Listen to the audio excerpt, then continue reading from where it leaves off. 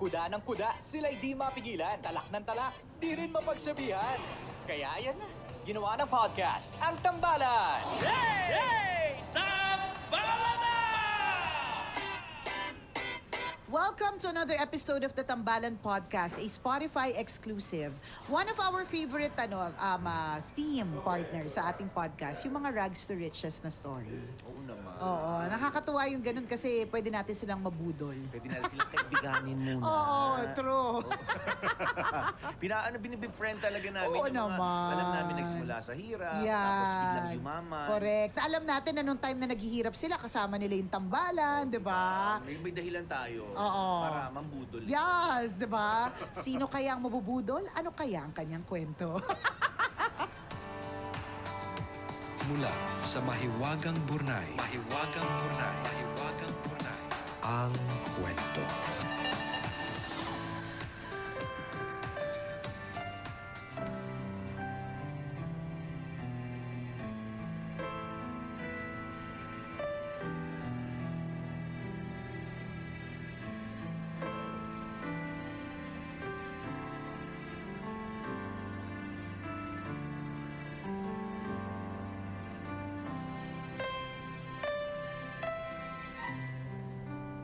Nicole, ulit.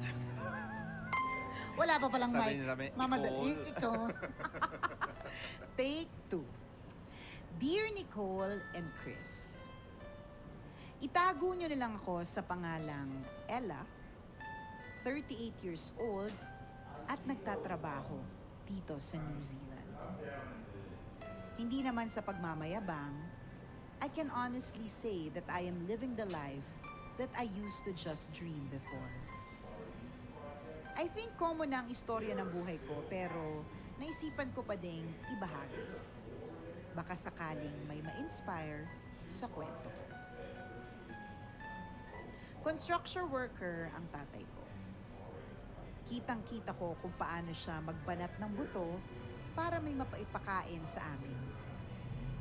Pero kahit ilang timbang pawis ang tumatagaktak sa tatay ko araw-araw, kakarumpot pa din ang kinikita niya. Hirap na hirap pa din siyang mairaos ang pamilya niya. Kaya sabi ko sa sarili ko, paglaki ko, iibahin ko ang istorya ng buhay ko. I will work smart, not hard.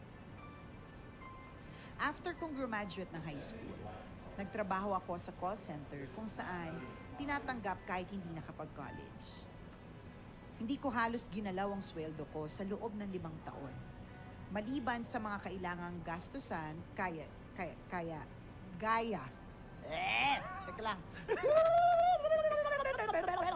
Sabi ko na nga ba, pagod yung dila mo kagabi.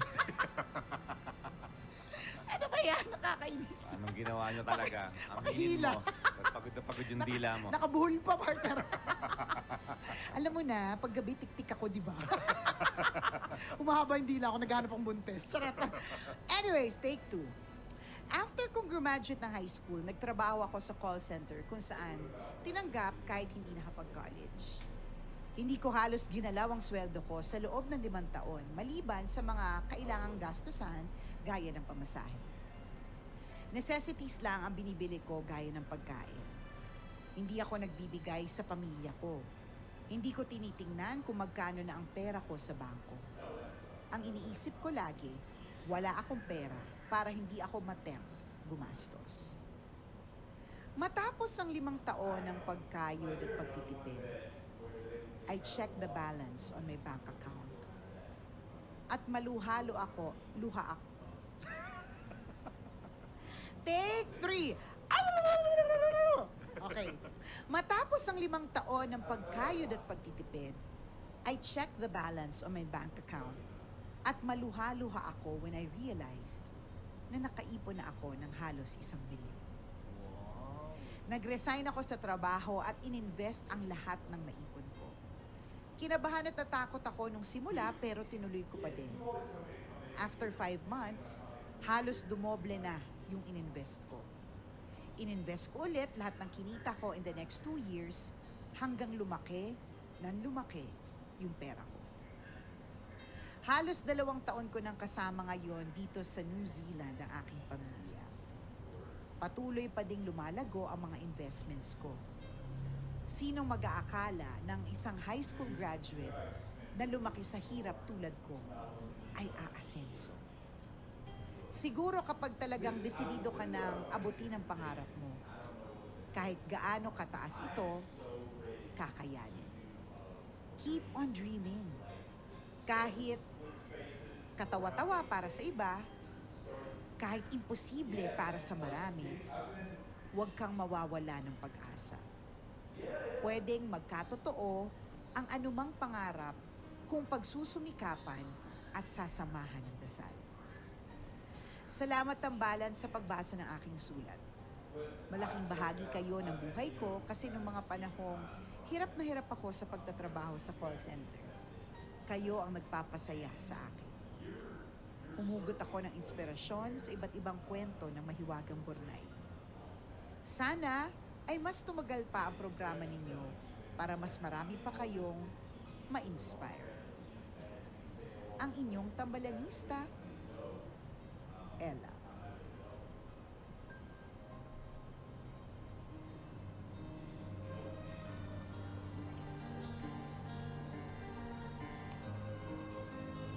Ayun nga, partner.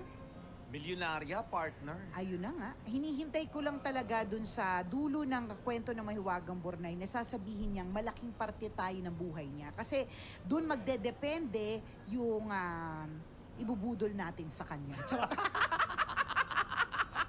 Hindi. Hindi siya naman mismo ang nagsabi. Oo, Napakalaking diba? bahagi ng kanyang buhay ang Correct. kwento ng Mahiwagang Burnay. Eh, kanino bang programa yung Mahiwagang Burnay? Hindi ba sa Tambalan? Diba? O, ibig sabihin, malalim na yung connection natin. Correct ka. Pero alam mo, Ella, sa totoo lang, kahit ano namang sabihin mong napakarami mo ng investment, nakatira ka sa New Zealand, milyonarya ka na, nandiyan na yung pamilya mo, hanggat hindi namin nararamdaman yung pagiging milyonaryo mo, hindi kami naniniwala. Ne. Hindi kami naniniwala.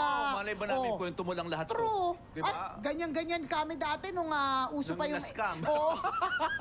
Uso pa yung scam na yon. Hindi na paniwala. Oo. Diba madali lang naman kasi magsabing magdodoble, magditriple yung investment, diba? Ganyan-ganyan kami. Pero good for you. Kung talagang true lalo at walang halong eklabu, which I feel naman that you are, no? Successful.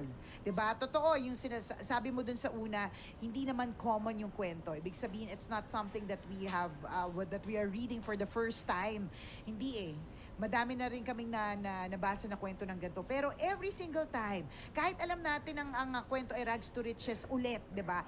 Lagi pa rin siyang nagbibigay ng inspirasyon. Napakaganda. Sobra. At yung isang talagang itinuturo mo dito na, I guess medyo hindi natin nabasa sa iba, is yung fact that you did not use up, consume, di mo ginamit at di mo talaga ginalaw yung salary mo for 5 years. So I think sa lahat ng mga Burnay stories na nabasa namin, ngayon lang ako nakabasa ng, di ba? Kasi usually ganyan eh, kahit isang tuka, kulang eh.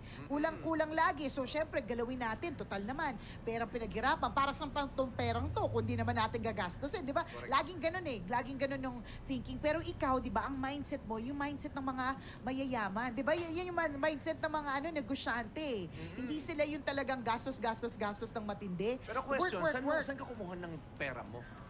Nung 5 years na yun na hindi mo Call center ginagalaw ang agent. pera. Call center agent Di ba siya. hindi niya ginalaw yung pera niya? For 5 years, Saan niya kinukuha yung Call expenses? center agent nga. Hindi, di ba? Hindi niya ginagalaw yung sweldo niya.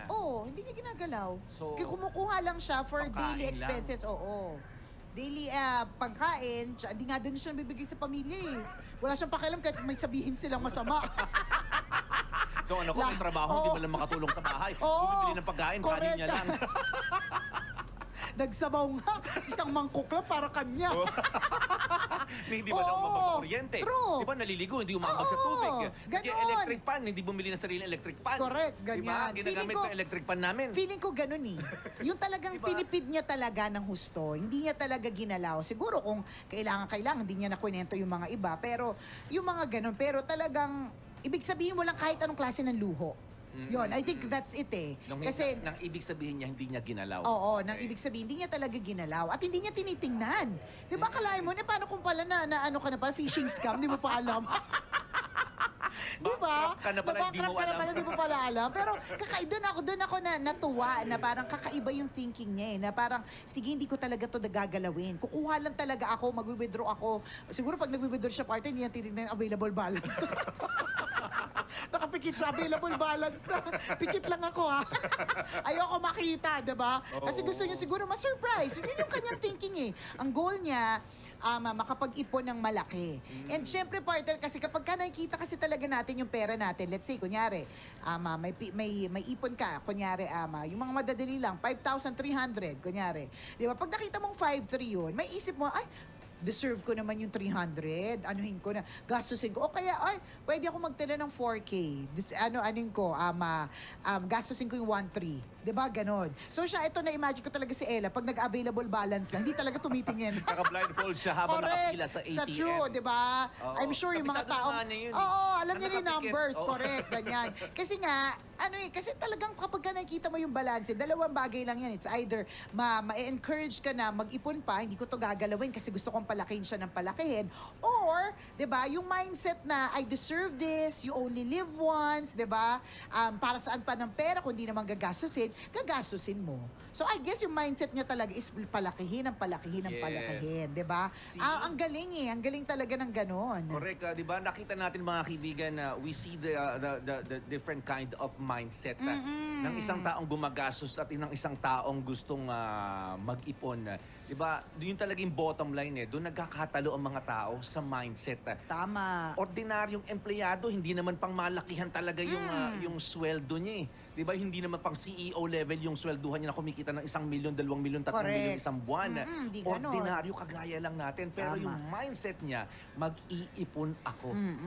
Hindi ako gagastos ng hindi ko kailangan. Yes. Na-imagine ko kung anong suot niya sa call center nung unang araw nung pumasok siya, nung nag-apply siya, yung pa rin after 5 years, Oh, di ba? diba? Hindi, I mean, hindi siya yung nag-level up ng susuotin, hindi siya yung, hindi siya nag-ganon ng mga gastos, hindi yan nag-add to cart, wala siyang app na kahit anong klaseng online shop, ganun. Totoo. Na-guilty tayong lahat ng, di ba, in terms of spending money.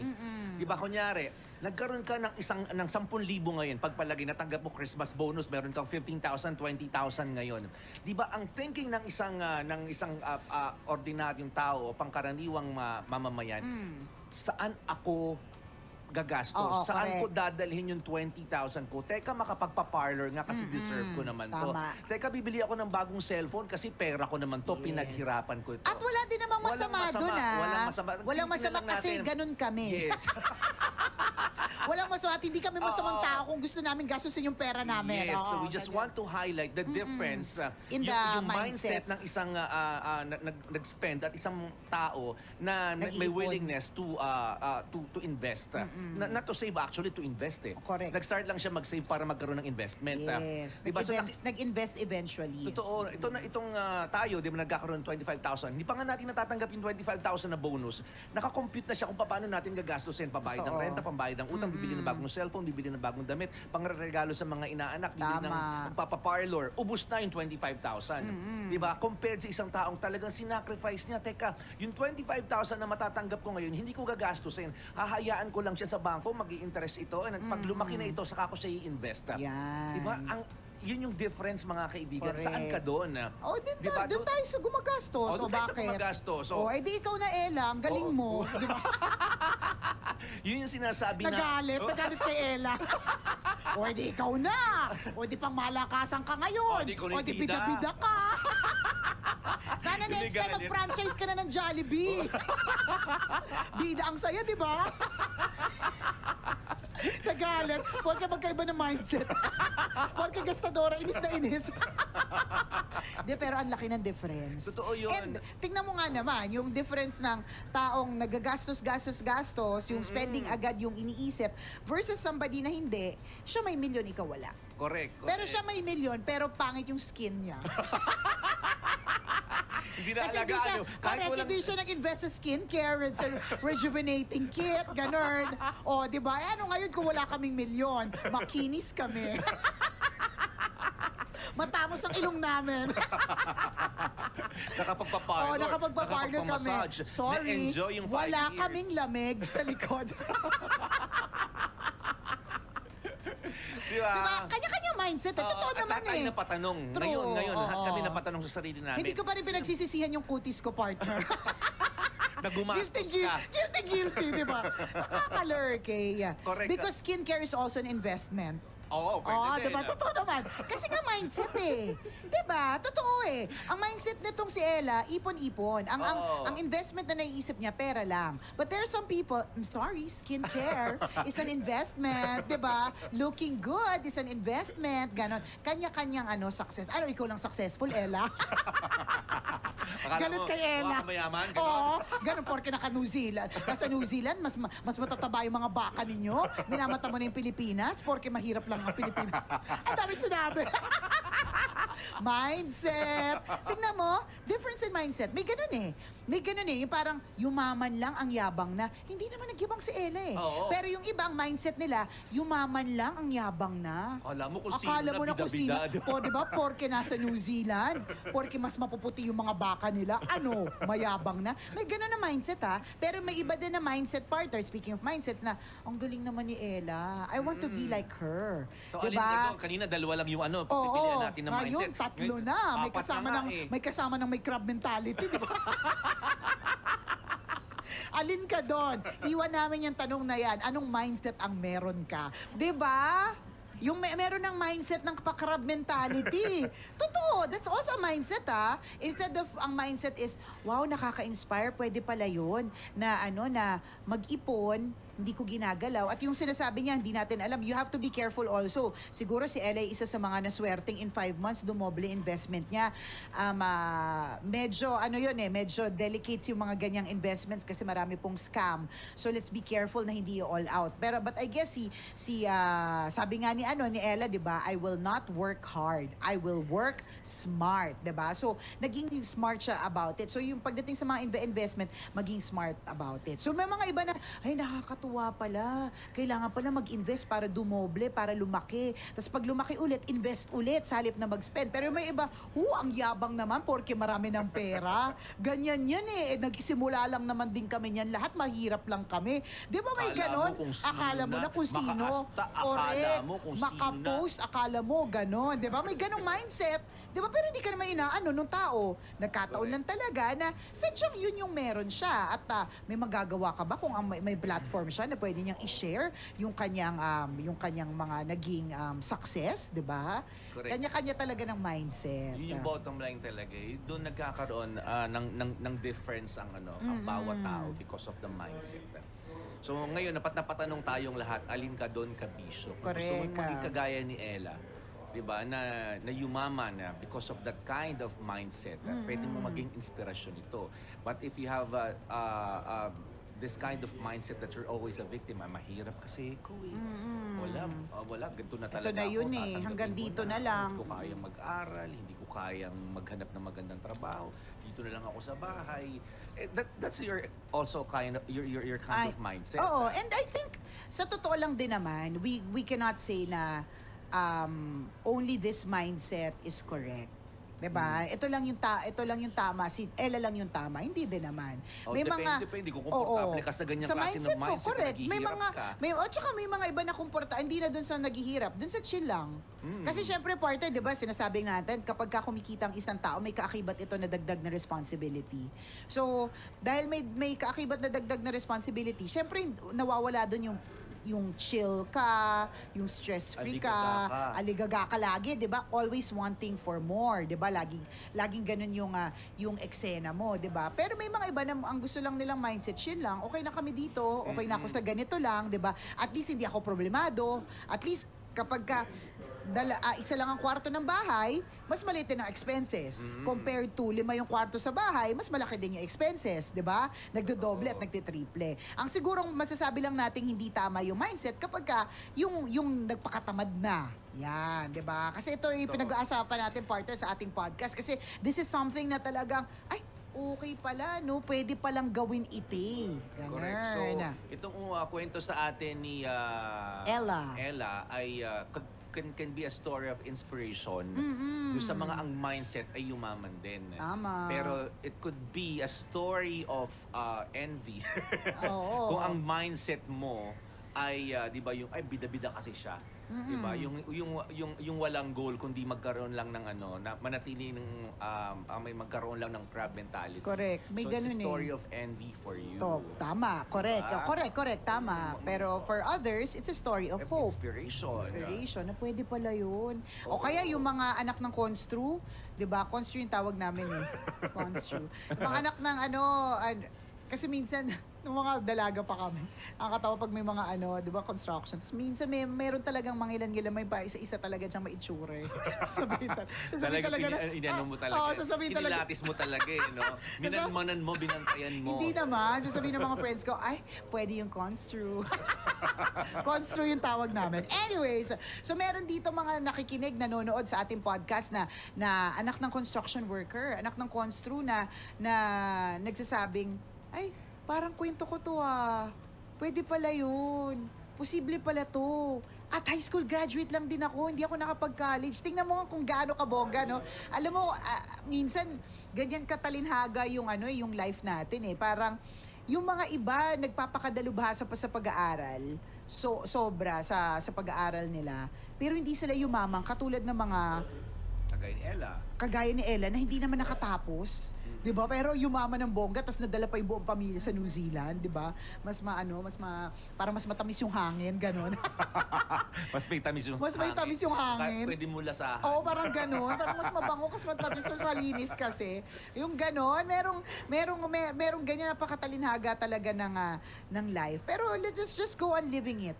Diba? Minsan kasi maiisip natin, bakit pa pala ako mag-effort na mag-aral? Meron naman palang pwede maging milyonaryo ng high school. Kapalaran niya din yun.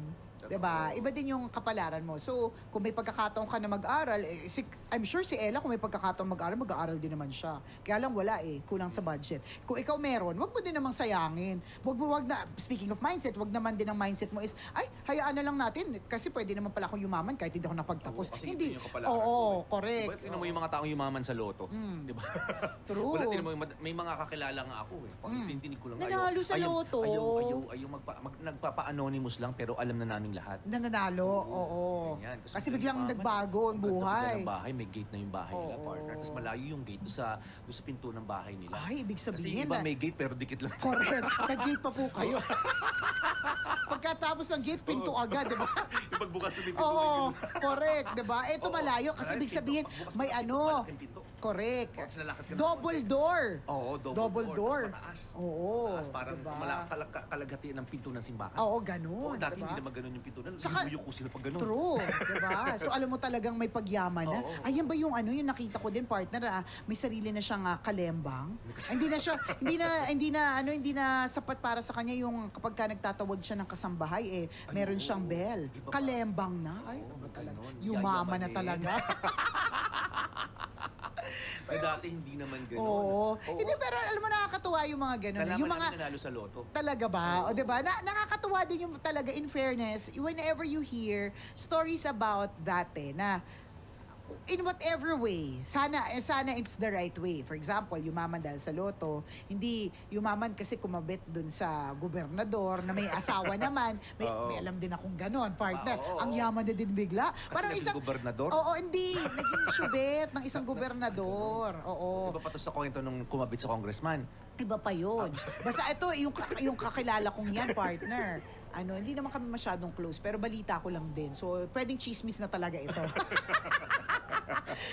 Partner, parang mabibilang mo lang, parang isang piraso lang yung Louis Vuitton niya. Tapos luma pa, ibig sabihin, binili niya ng second hand. Tapos, parang a few months later, partner, nagulat ako, yung nung nagkakita niyo, yung Louis Vuitton niya, partner, na pouch, panlagay, hindi, pouch lang, yung parang luma, ginawa niya lang parang tambakan ng mga resibo. Tapos ang dami niya, may mga Hermes na siya, may mga pangmalakasang mga. Sabi ko, ano nangyari? Grabe, ang galing naman ang sipag mo. Sabi niya, well, masipag talaga ako in bed. Sabi ko, totoo ba? Sino namang kinemerot mo? Well, itago na lang natin siya sa pangalan ng isang mayamang negosyanteng ang apelido ay iilang letra lamang. Ganun. may mga ganun di ba? So, ang sinasabi natin, it's always so amazing to hear stories about noon ganito lang siya, tapos ngayon ganito na siya. Noon ganito lang yung bahay nila, yuyuko ka pa kasi hindi ka makatayo dahil ang liit ang baba ng kisame, tapos ngayon, ang taas-taas ng kisame, pang simbahan, di ba? Nakakatuwa makarinig ng ganung storya kasi una, it makes us realize na, yes, your situation will change. Hindi forever yung paghihirap na nandyan ka. And pangalawa, talagang there's always hope for a better future. 'Di ba?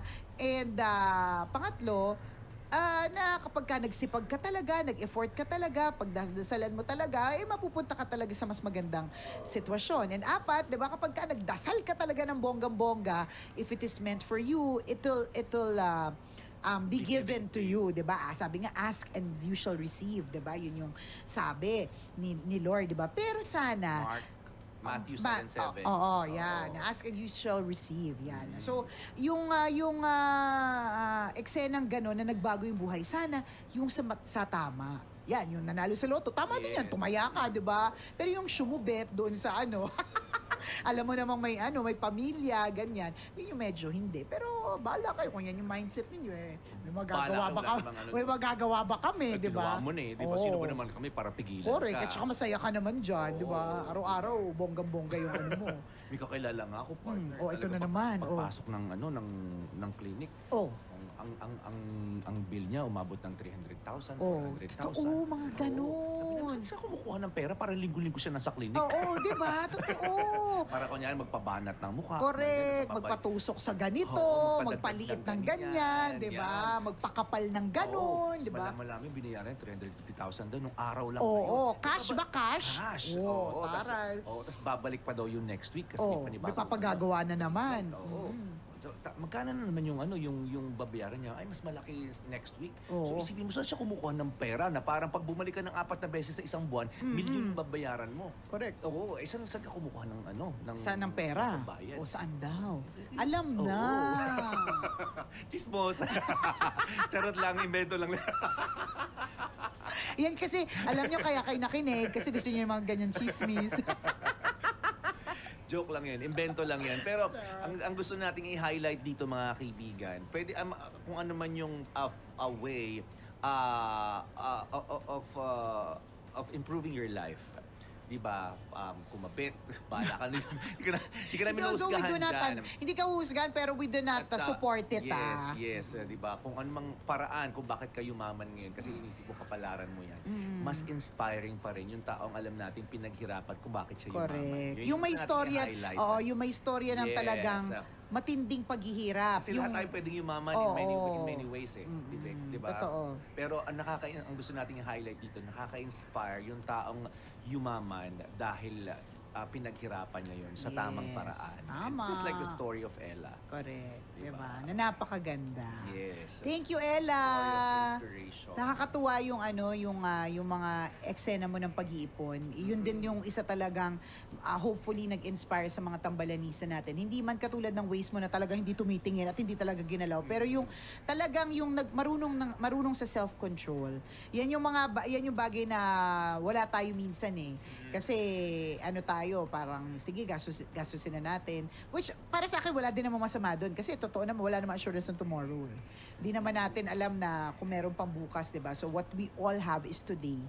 Yun, so wala rin masama sa mindset. Nakakaaliw lang na parang, may ganun pala at pwede pala. At pwede itong gawin ng iba. Yes, yes. Diba?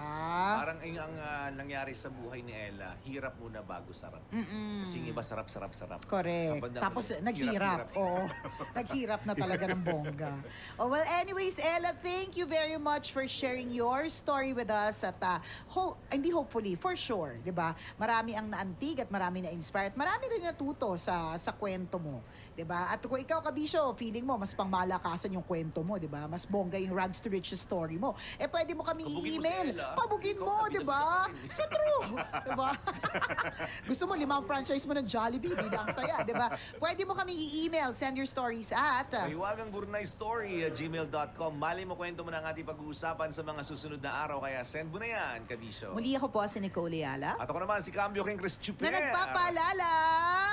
Una, magdasal ka para mabuhay ka. Pangalawa, mag-toothbrush ka para mabuhay naman iba. Yon!